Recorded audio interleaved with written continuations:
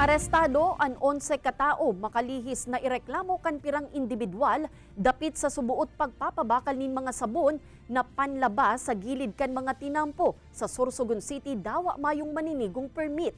Sa report kan mga otoridad, pigbabagat kan mga personang ini ang mga nagaaging motorista sa highway asing pigpipirit na magbakal kan sa indang mga produkto.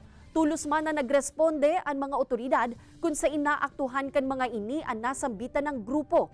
Natiketan ang driver kan pigamit na lunadan kan mga ini.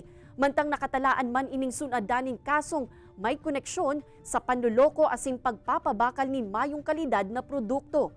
Gikan pa subuot sa Caloocan ang grupo asing naglilibot sa manlain-lain na lugar. Nagsayuman naman na magkomento ang mga naarestong individual. So mga modus po talaga ito, mga peking sabon at walang mga kaukulang mga dokumento, walang mga business permit.